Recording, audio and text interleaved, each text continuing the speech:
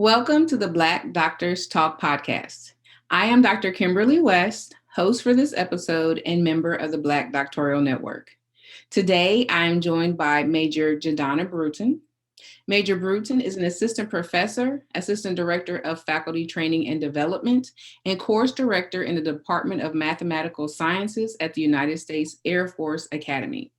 She is a native of Hinesville, Georgia. Prior to serving in the Air Force, Major Brewton taught high school mathematics in Georgia and was an instructor at Fort Stewart, Georgia, to help Army enlisted personnel prepare for the Armed Forces Classification Test. Major Brewington earned her Bachelor's of Science, Master's, and PhD in Mathematics Education from the University of Georgia. Welcome, Major Brewton. As a fellow UGA alumna, I am excited to speak to you today. And with your 3 degrees, you are a triple dog. So That is correct. go dogs. All right. So I'm excited to speak with you today and learn about your experience in both mathematics education as well as with the Air Force. So to begin our conversation, so folks can know a little bit more about you, please tell our viewers and listeners a little about your background. Where does it all begin for you? Okay, so first of all, thank you, Dr. West, for inviting me. I must say I've kind of been a passive member up to this point, just kind of getting my easing into all of this. And so I was very honored to be invited to do this. And so I appreciate that.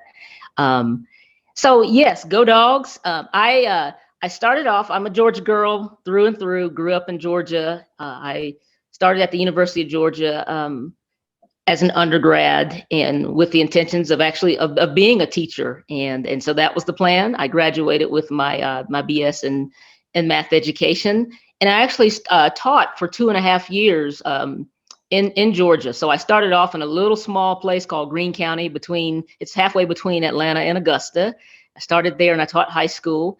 And I started feeling as if, I felt so green. You know, I didn't feel like I was given those high school students what they needed to know to go out into the real world. I mean, after all, I left my parents' house and went to school and then boom, I was there. And so Greene County is a rural place. It's predominantly African American, kind of on the lower socioeconomic end of things. Not to say that students don't get out of there. I have some former students who have gone on to get their PhDs, few that have come back and taught in the county. But for the most part, it's a rural county. And so where just getting out of high school is a high achievement. And at the time, I think we probably had a pretty high teen pregnancy rate going on there in Greene County. And so, but the bottom line is I felt like I wasn't everything that I needed to be to give them what they needed. And so I went on this journey of, well, how can I go get some real world experience? And I have a lot of military in my family. And so I said, well,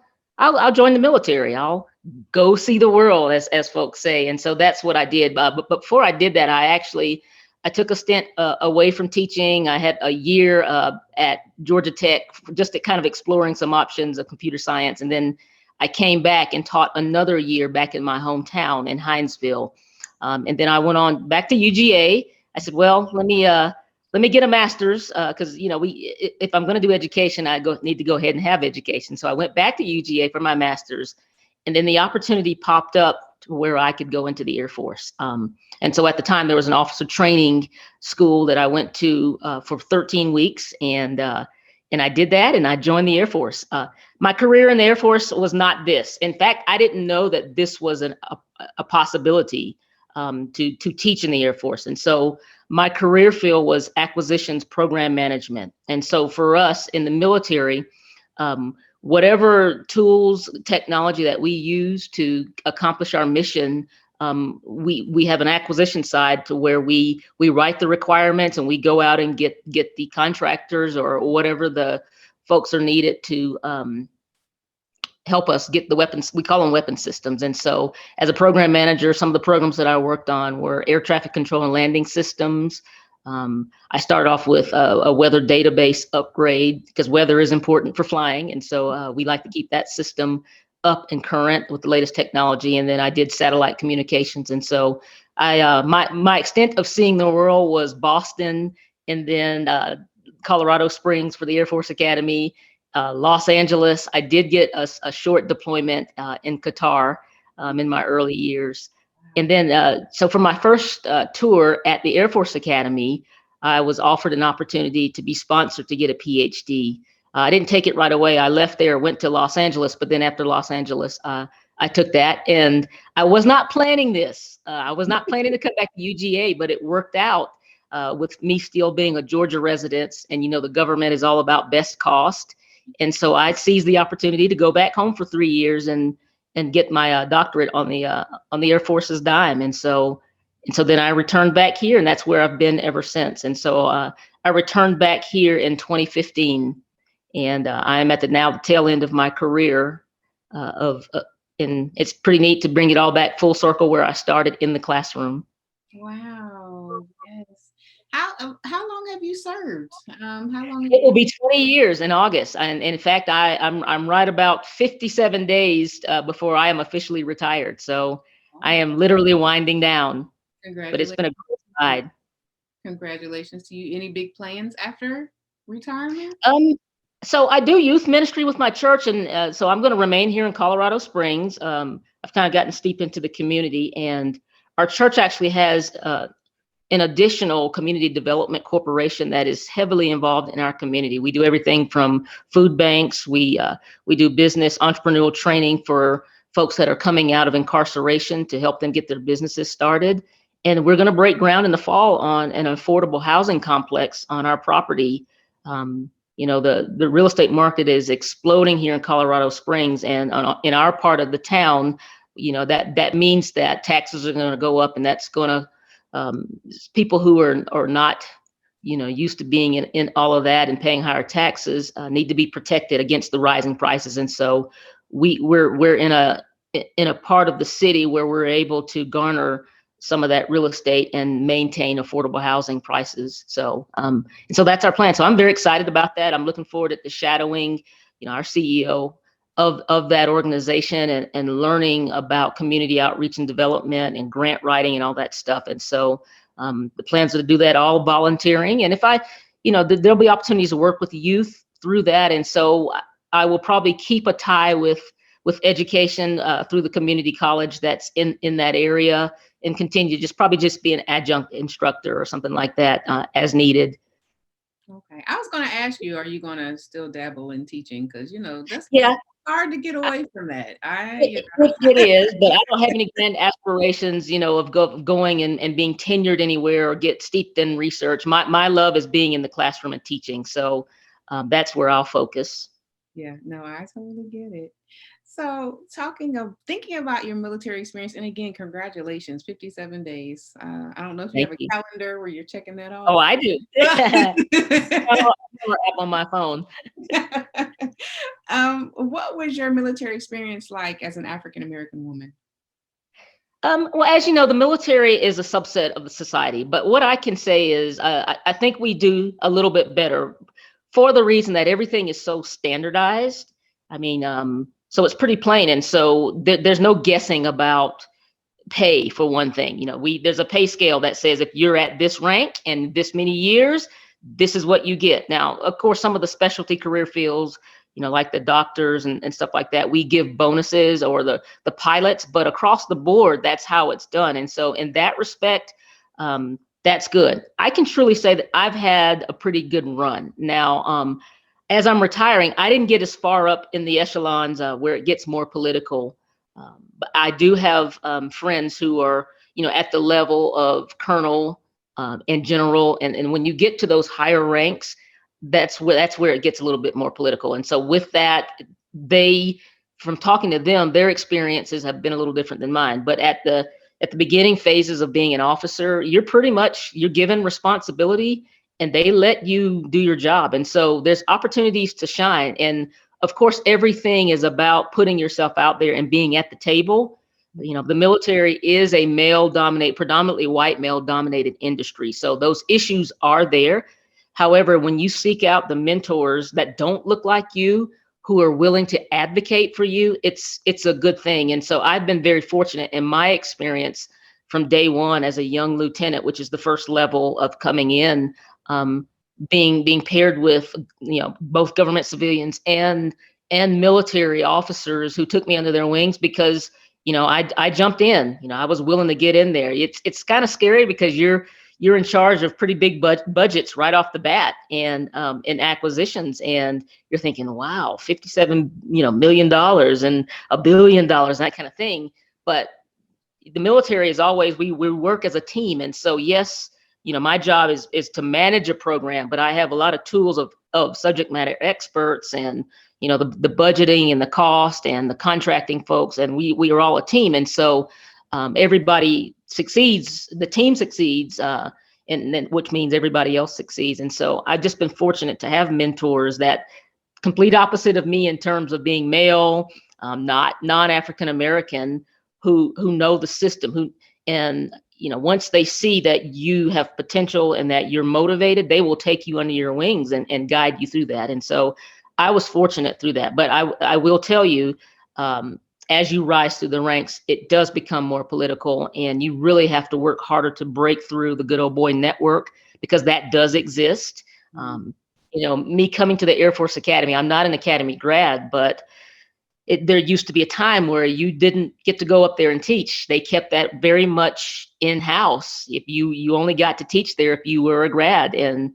in the late 90s, they opened that up. They realized the importance of diversity, not just ethnic diversity, but the diversity of commissioning source, of people coming from different colleges who were commissioned through other colleges, coming in to teach, as well as females, as well as African Americans and Latino, and so I had an opportunity to come. That's how I was recruited to come out there. I didn't know the opportunity was available when I joined the Air Force. Everybody knows about West Point on the Army side, but we don't really think, because West Point is the oldest, that all of the branches of the military have their own service academies. And so, but I just really wasn't thinking about that. And I literally got a call out of the blue one day that said, "Would you like to come teach at the Air Force Academy?" And I said, "Oh yeah, we do have that." "Oh, can I do that?" Wow. And what they did was they went through the records. They saw who was qualified, who had the degrees. Fortunate for them, I had pretty good amount of teaching experience coming in. And so, that's all that to say. I was recruited. I was sought after in this particular position. But overall, I've had a great experience. But don't be naive. We are a subset of society. The same issues that society has, we do have as Black females. Wow. Well, thank you for that. As a civilian with no military experience, I'm just very curious about just what it was like for you as you worked in the Air Force. So for a high school student or some young person who was like you, comes from a place is like, maybe I'm a little green and or I need to get some more experience. And they were maybe considering going into the Air Force or the military in general, what advice would you give to them? I would say do your research. When you talk to the average person has a very limited view about what the military is. It's not just people holding guns or flying planes. The first thing that people say when I say I'm in the Air Force, "Oh, do you fly?" Well, no, I don't fly. We're a subset of society. So every job that exists in the civilian world, in the private sector, just about exist in the military. I mean, and that's even to musicians. We have musicians in all of our branches who do ceremonial things, and that's their career field. So we have doctors, we have lawyers, we have people who are more the admin. We have the blue collar jobs, the people that turn the wrenches on the planes and maintain the planes, and we have IT folks. So I would tell a high school student, go to the website. I'm biased. I'll say, go to the Air Force website, look at the career fields, look at what's available to you, find a good fit for you. And then I would say, notice the benefits.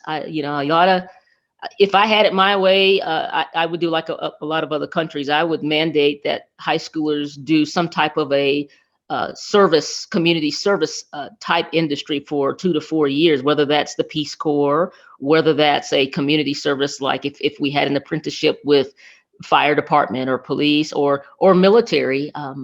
to get some experience under your belt. What I find from teaching high school in my early years is we don't do a good job of giving our high schoolers tools so that they are productive right out of high school. We let them knock around to work at jobs like McDonald's, and that's not a problem, right? But our aspiration should be, if you're going to work at McDonald's, then what's your career path? Are you going to be a manager? Are you going to be a franchise owner? We need to make them think broader. But certainly having a skill would be great. And joining the military right off the bat, you're gonna get a skill. You're gonna get top level training, because the Department of Defense is going to make sure that we have highly qualified people to accomplish our mission, our mission of maintaining the safety of our country. And so you are going to get top-notch training for free, right? Just to do your job. And on top of that, you are going to get the GI Bill that will pay for higher education. You will get the benefits of housing and housing allowance along with that pay. Now, if you're looking to become a millionaire, that's not going to happen. That's not from the regular pay. However, you're gonna have the exposure to do a lot of things. I mean, a lot of the young people that even come out of the Air Force Academy, they know right off the bat, I'm going to be a business owner, and that's what they do right when they get out, when they graduate, simultaneously while serving. And so you're gonna be networking with a lot of people as you travel, not just the country, the world, through your assignments. You're gonna interface with DoD contractors, so that if you don't decide to make a 20-year career, you've already kind of made those ties with folks that the government does work with, and that's going to open some doors. And so I would just encourage young people to think broader, to think beyond, hey, I'm just getting out of high school, I'm just excited about that, but think larger. And again, are you going to deploy? It depends. It depends on your career field. When I first came in, acquisition officers rarely deployed, but times change. When I was in training, 9/11 happened. It's smack in the middle of my training, and we knew that life was going to be different. And so I was able to deploy 1 year in, and that was rare at the time, but that's kind of the norm. But are you going to be on the front lines? No. When we deploy, we still have the people who are at what we call the tip of the spear, the front lines, but we also have the support functions. And that's all the career fields that I named at the beginning that deploy to support the frontline mission. And so, if you ask Army, yes. If you're an Army infantry person, yes, you are going to be on the front lines. You will deploy. If you're a pilot in the Air Force, yes, you are going to fly missions when you deploy and stuff like that. If you're a medical person, when you deploy, yes, you may see injuries that come from battlefield things, but then you're also going to just treat the people who are there in a support function. It's just a hospital that's been lifted from the United States to wherever it is deployed, and you're going to support the personnel.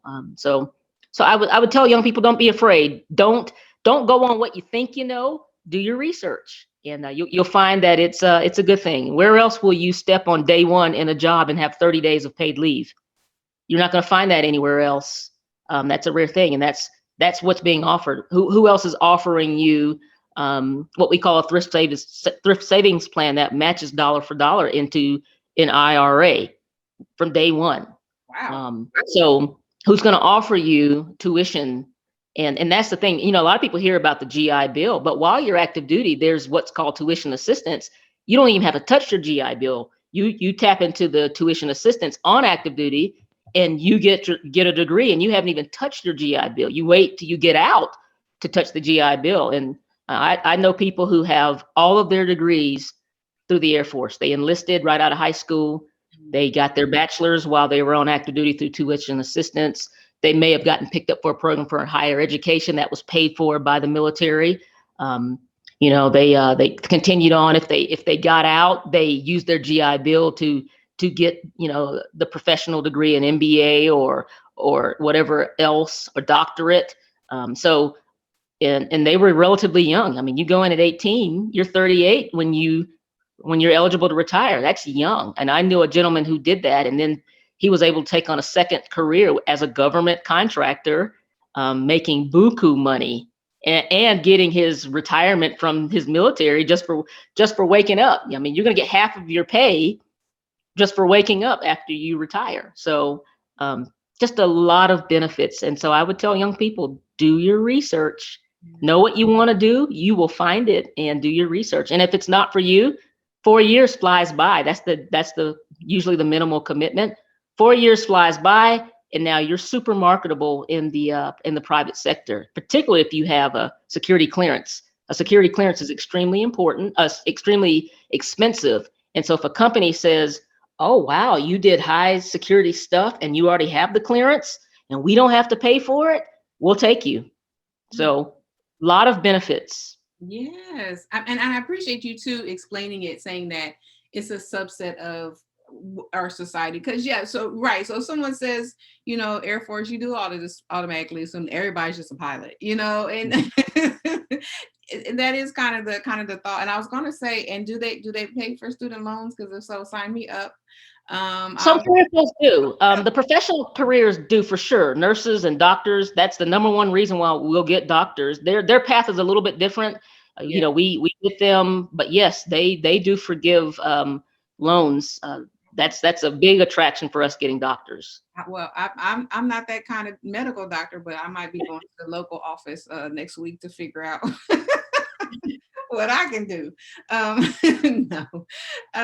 So thinking about, you've had this tremendous career, had a lot of experience from teaching high school to working in the Air Force. Who has had a tremendous impact on you in your career field?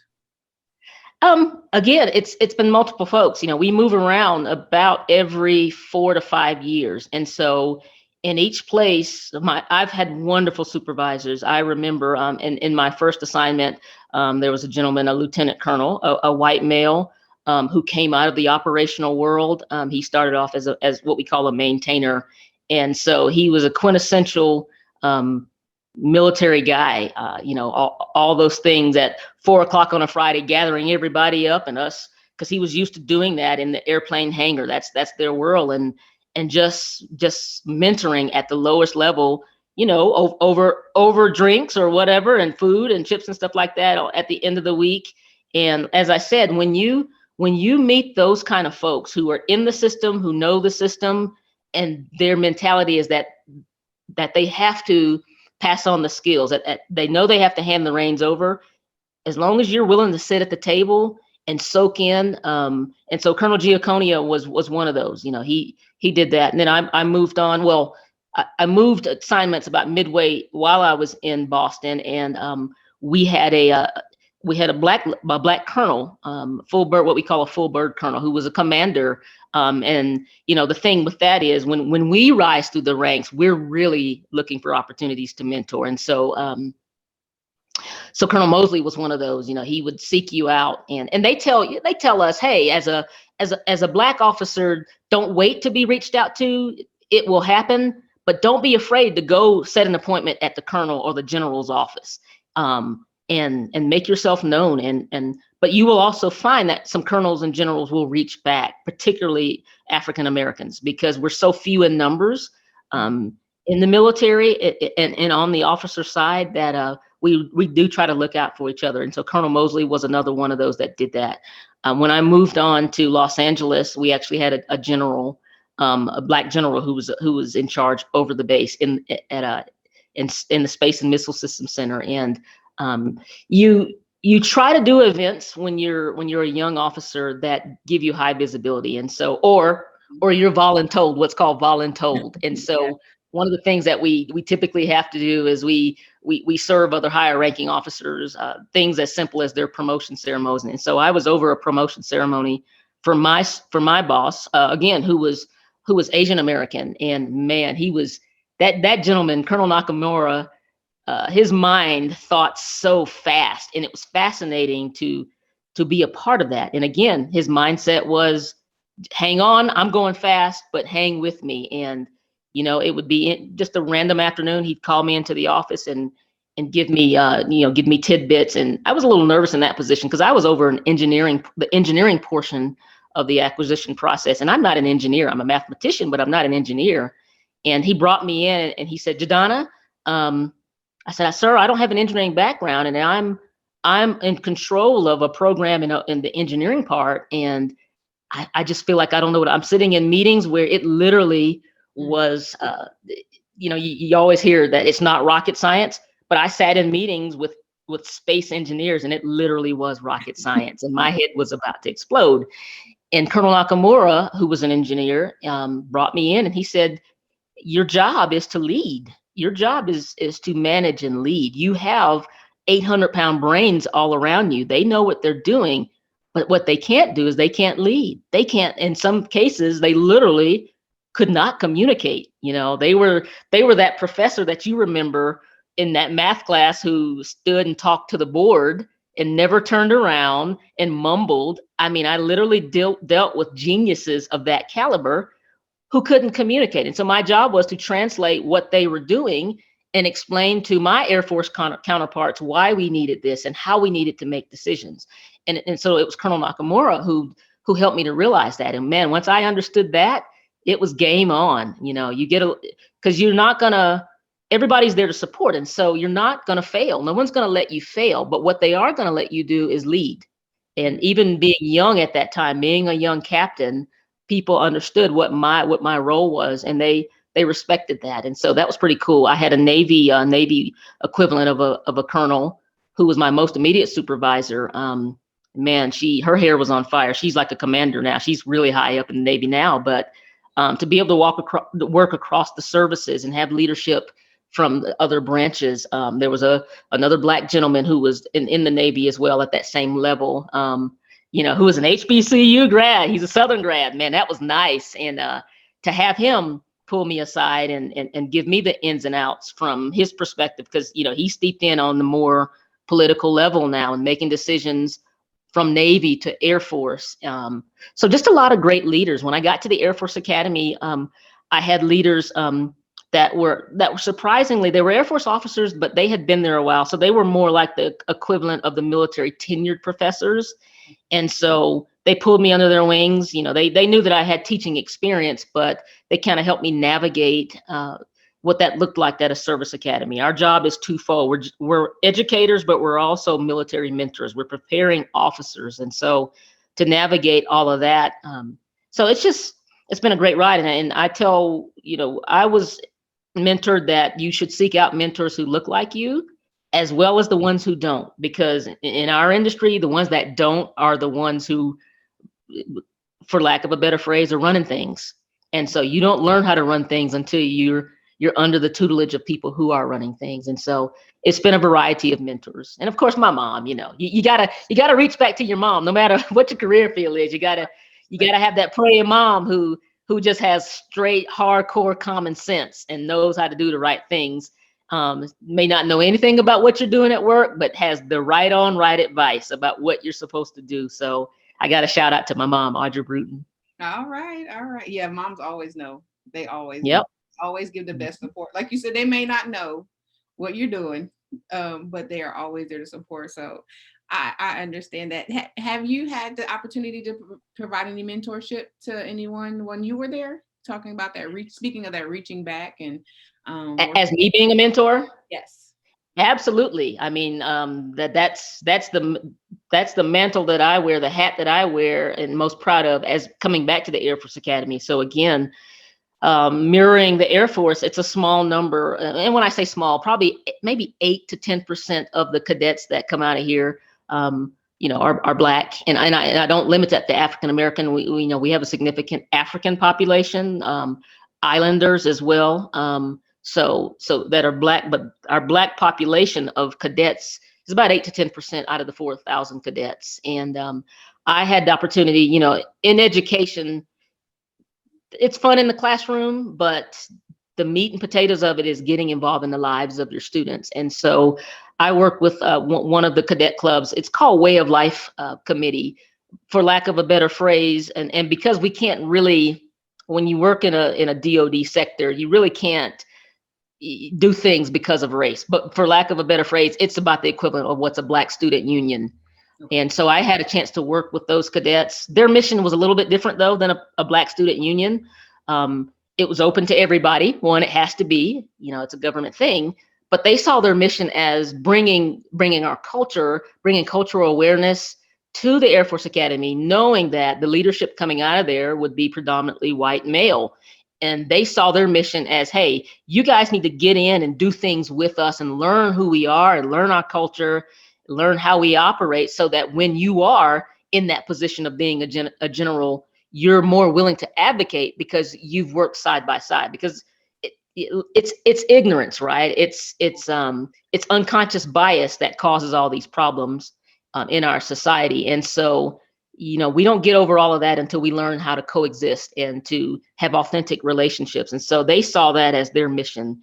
And they're one of the largest clubs on base. Interestingly enough, they have events throughout the year. Everything from, we sponsored when Hidden Figures came out a few years ago. We rented out the theater in conjunction with the astronautical department. Again, the colonel is a white male. They went to him and said, hey, we need to have this event. This is a big deal. He put one of his African-American female astronautical engineers, who's now out there in the Air Force now, probably on a trajectory to be an astronaut, but he took her under his wings and said, hey, Celeste, this is your project. Run it. Be the face of all of this. And we rented out a theater. We reached out to local middle and high school students in the other part of the city. The Air Force Academy's on the north, and we're on the south in Colorado Springs. But we reached out to middle schoolers. We brought in graduates who were astronauts in the Air Force. We have a couple of those. Some of the astronauts that have gone up, we invited them. We had the theater. We took time to talk and let the kids ask questions. And so events like that, and then just fun stuff. We have an annual, what's called, they call it Polaris. That's one of the buildings that we have, but they call it the Polaris Idol. It's like American Idol. And we saw acts across the entire student body from, we had the African students who did authentic African dancing, all the way to kids who had talent in singing opera, Showtime music, to a banjo player. And, the whole cadet student body looks forward to this event yearly that's sponsored by the Way of Life Committee. And they do an opening, the big party at the beginning of the school year, that if you go to any school, that's the big gathering and make the freshmen feel welcome. That's an event that they sponsor. So I was privileged to be able to work with those cadets. And my office was the open door. Come on in to Major Brewton, close the door, and just air it out. Everything from Major Brewton, I'm getting demerits because I'm trying to stand in line and attention. And, I'm a Black female, and I'm just trying to stay in my lane and be quiet. And of course, what does that translate to other people? With that look that we sometimes have on our face, they said, you got an attitude. Why you got an attitude? You don't, and then slap me with a demerit. And I didn't even say anything, Major Brewton. And so there's that coaching of, okay, this is how the game is played. Unfortunately, you don't want to have to play this game, but you have to, you have the burden of making the people around you feel less intimidated, And so as a Black female, as a strong Black female, who is sometimes stern, again, not acting out, just being stern and have a resolve. And when we say things a certain way, you get slapped with, are you wearing your ABW badge? Now that's kind of a joke, because in the Air Force, ABW stands for Air Base Wing, right? A wing is our organizational structure. Well, the going joke is, hey, did you take off your ABW badge today? Or did they call you an angry Black woman? So again, we have those issues. And, I think it's even harder though on the cadets, honestly, because they're not quite in the Air Force yet. College age students haven't learned to be as professional yet, right? They're not under they can't get slapped with an Article, 19 and get thrown out of the Air Force yet. It's a developmental thing. And so they can be a little harsher than what we as professionals would be. And so I listened to those stories, cadets who were at risk, cadets who had to overcome that gap from coming from maybe a smaller school where there weren't resources, there weren't a whole bunch of AP classes, and then coming into a very rigorous academic environment, coming into my office and saying, what am I going to do? Well, you got to do like everybody else. You got to network, find the other kids, particularly the ones who look like you, who are excelling, and find out how they're surviving academically. What are their routines? What are the habits you need to change? Little things like sit in the front of your classroom. Yeah. Don't let the opportunities pass you by. Be very vocal. Let your professor know that you deserve to be there. And unfortunately, like everywhere else, we have issues. Most of the professors, I would say 95% of the professors are on board, but you have that small percentage of, hey, I went to the Air Force Academy. This is our club. You guys are just visitors passing through. Unfortunately, that isn't it. And so I've listened to the stories of Black cadets who have come in and said, well, he made me feel like I don't even belong here. And I said, well, you belong here. Don't let that stop you. Don't give him reason to don't cower down. Be more forthright, and when they cross the line, let us know. We will advocate for you. So those are the issues of mentorship that I've dealt with, and then just being a safe haven. I sponsored, when I first got here, I had a group of 7 African American young women who were just phenomenal. And so what we call sponsoring here is it's the home away from home. And so they would come by my office on a Friday. I'd hand them the keys to my car because they didn't, at that stage, they couldn't have a car on campus. And I'd catch a ride home with one of my colleagues and let them be on the town if it was a free weekend. And then my washer and dryer would go all weekend from Friday night to late Sunday evening before they went back, and they'd come to church with me. They got involved with the ministry in church. We'd have a big group of cadets on a Sunday afternoon, me cooking, those kinds of things. And so that's what I'll miss most when I retire out of here is that connection. I'll try to keep that connection through my community stuff because I think it's important for them to learn how to do it, impact their community as well. So, but absolutely, you gotta give back. The each one teach one is real. Yeah. No, I am. I don't think I'm just smiling because the educator in me, because I'm an educator as well. I just see it in you. Those things that wanting to give back. Because sometimes people think educators is just strict education. No, it is all those things in which you talked about. It's the building the relationships, the connections, the helping these young adults or these young individuals move from one stage to the next. That's really important. And so I can just see your enthusiasm. That's why I'd asked you at the beginning, are you sure you're going to just walk away from education? Oh no, I'll never walk away from education. It'll just be at a different venue. My philosophy is, and I don't mean this in a bad way, but I've spent 20 years of my life giving the best of my talents to, the Department of Defense, to the Air Force, to the military, and it's incumbent upon me to now. I feel like I need to give at least 20 years now into, no kidding, the heart of our community, because our communities will not. We won't thrive if we don't go back into our communities. It's been a great run in the Air Force, but when I look around, when I'm sitting in a classroom of 23 students and 1 or 2 are Black, and that's not again, I'm called to educate everybody, and I know that those 1 or 2 Black students are going to make a great impact, but I'm kind of ready to allow it to be flipped. That's okay. I don't mind. I'll teach any and everybody, but I am ready to really to give that like Shannon Sharp would say, give that same energy back to my community. Give the best of my talents to my community, and there's nothing wrong with me saying that. I'm not ashamed to say that. I've given my time, and but yes, I will continue a connection up there. Wow. Wow. That's all I can say is wow. As we are winding up our interview, which has been so phenomenal, just to listen to your experiences, what inspires you? What inspires you to keep going, to just do the things you do? What inspires me is being a part of the process, just engaging and helping people, particularly young people, find their way. Reassuring them of their talents and their strengths, because they don't, it's hard, at that age, it's hard. And even the younger ages at church now, I've taken on a new thing to work with elementary students, and I love it. But to be able to help them see their potential and then help them get the tools that they need, that's what motivates me. That's what I love. Yeah. Now that takes a special type of love for elementary. I'll tell you that. They're good though. They're sweethearts. I love it. I don't have no. One final question. How has your affiliation with the Black Doctoral Network helped you personally and or professionally? So again, I quite honestly, I've kind of been a passive member.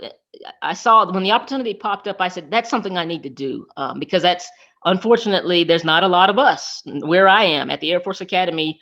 Um, Among the faculty, there's even less than the percentage with the cadets. I mean, we're faculty of probably over 400, and maybe 3 to 5% of us are. And so I worked on a committee, a faculty committee, for trying to change that, working on changing that. And so hopefully what the impact, they now understand that we need to recruit. I said, have you guys ever heard of HBCUs? Oh, well, what's that? We know North Carolina A&T puts out the most number of military officers, but so y'all need to go to the HBCUs and recruit there. If you put it out there that this opportunity is out here, Colorado Springs, and we actually hosted, a few years ago, we hosted a conference and invited, you know, postdoctorals from HBCUs to come out here. And but yeah, when I saw the opportunity, it's like I need to I need to be around us. And it kind of started. I went to a math conference, and there was a group from Spelman, a group of ladies from Spelman, and some professors, and that's really kind of what ignited and got me motivated. And so I see, as I'm making this transition, we'll have more time. I see me becoming more active with the Black Doctoral Network, so that I am current on what's going on in the world outside of the military, in the higher education realm. So I'm looking forward to it.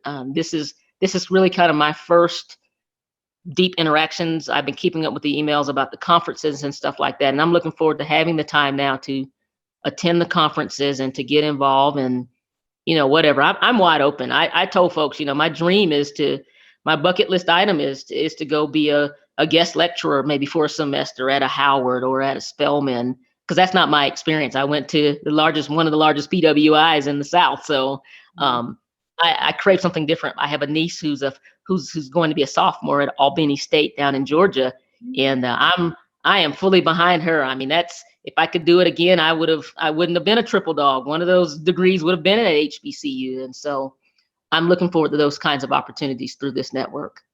Wow. Well, I don't even know what to say, but Dr. Brewton, thank you so much for sharing with us your experience, your life. And I know that those who listen to this will definitely be touched by just the wisdom that you've shared, especially when it comes to the reaching back, the mentorship, and just, I think that'll really be something. And even just your wanting to and your desire to help those within the community. I think that'll be something that'll definitely wake some people up. So I want to say again, thank you for joining us. It has truly been a pleasure to speak with you. Can you please tell our viewers and listeners where they can go to learn more about you and what you're doing? So I am building my profile up on LinkedIn, and you can just search my name, Jadonna Brewton. Of course, you can Google me. The first thing that will pop up is probably my profile at the Air Force Academy, which will again close out in probably about 57 days as I make that transition. But LinkedIn will be the primary place. And for more social things, feel free to reach out to me on Facebook. Again, just Jadonna Brewton. I have to have my niece help me get smart on IG and those kinds of things. But Facebook and LinkedIn are my primary places. All right. Well, great. Thank you again. Please be sure to stay connected to the Black Doctoral Network and connect with us on all of our social media channels. Thank you for joining us today for the Black Doctors Talk podcast. We hope that you will join us again next time. But for now, be sure to like, share, subscribe, and tell a friend.